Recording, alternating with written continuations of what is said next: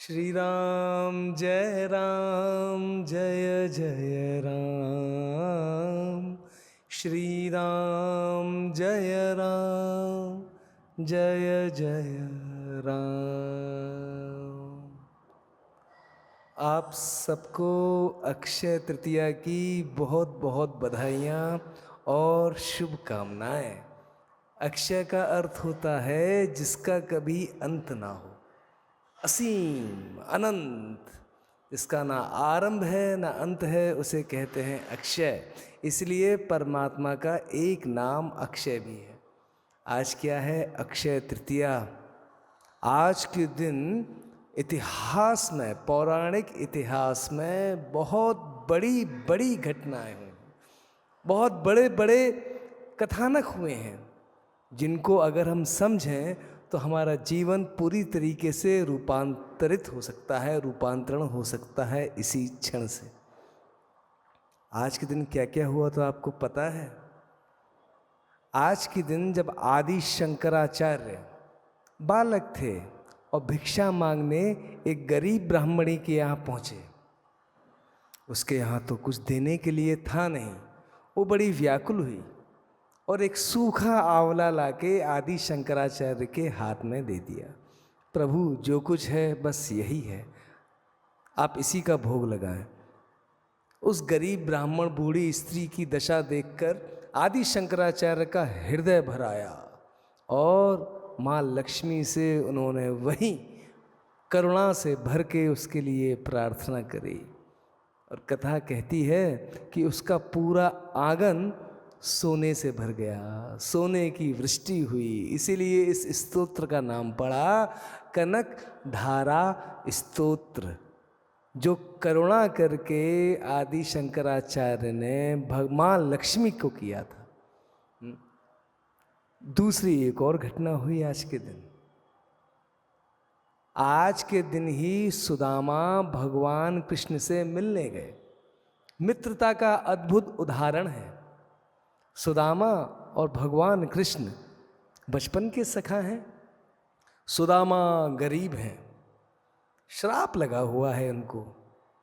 संपत्ति मिलेगी भी तो क्षय हो जाएगी, उसका नाश हो जाएगा, श्री क्षय। आज जाते हैं भगवान से मिलने, अपने मित्र से मिलने, सखा से मिलने, तो एक बार भी अपनी अवस्था, अपनी दुर्दशा का वर्णन नहीं करते, बताते नहीं अपने मित्र को। जानते हैं ये मेरा जो सखा है परमात्मा है, ये सब जानता है, इसको मैं क्या बताऊं, इससे मैं क्या मांगूं, मेरे लिए जो अच्छा होगा वही ये मुझे प्रदान करेगा। अरे इससे मांग लिया तो मित्रता छोटी हो जाएगी।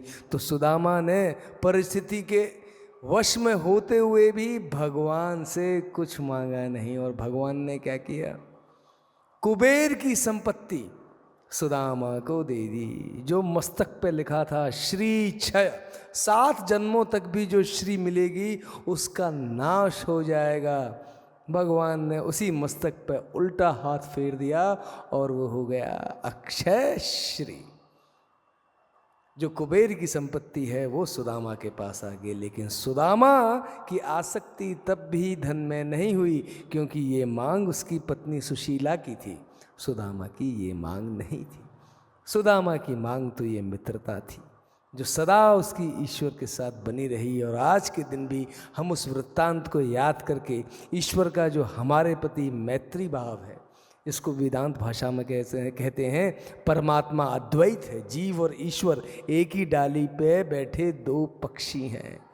परमात्मा जीव का अज्ञात सखा है। अगर कोई मित्र है जीव का तो वो ईश्वर ही है और कोई नहीं।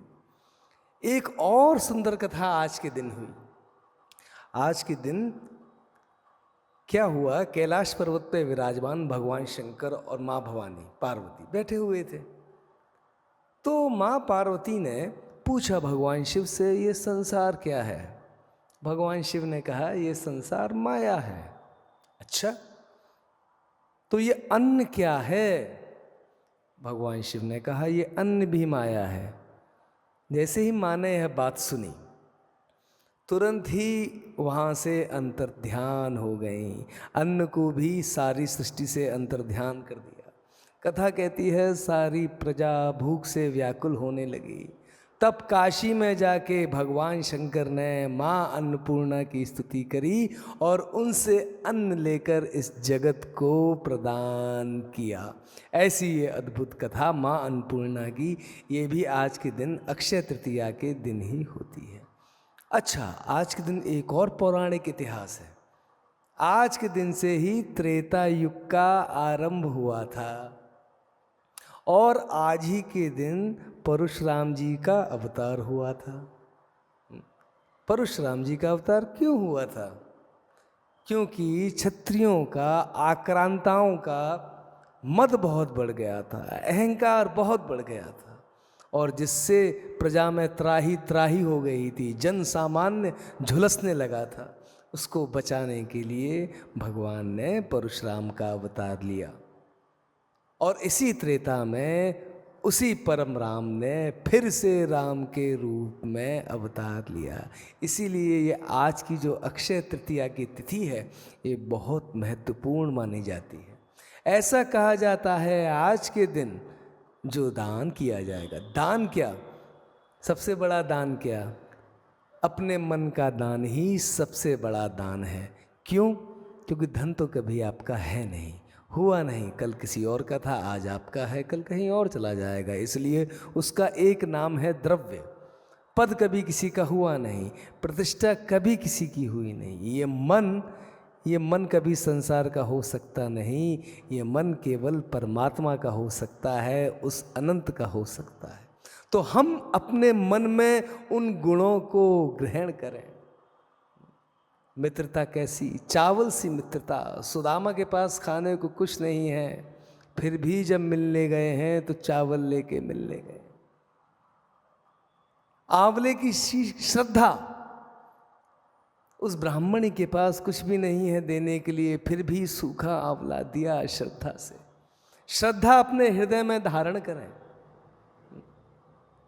प्रेम अपने हृदय में धारण करें, साहस, तेज धारण करें और राम की सी मर्यादा जीवन में धारण करें। जब ये सारी गुण जो हैं ये जीवन में आ जाते हैं तो हमें अपने आप उस अनंत का बोध होने लगता है, जिसे शब्द में सत्य कहते हैं, ईश्वर कहते हैं, परमात्मा कहते हैं, और ये मनुष्य जीवन हमारा सफल हो जाता है। इसीलिए आप सबसे ये प्रार्थना है, पता नहीं दोबारा ये अवसर मनुष्य होने का मिले ना मिले, क्योंकि यही वह सीढ़ी है जहाँ से मनुष्य परमात्मा को प्राप्त हो सकता है और चाहे तो सुर और असुर अर्थात स्वर्ग और नरक में घूम सकता है। चुनाव मनुष्य का है। इसलिए मनुष्य सावधान होकर इन ईश्वरीय गुणों को, करुणाओं को, मैत्री को, प्रेम को अपने हृदय में धारण करे और इस जीवन को सफल बनाए।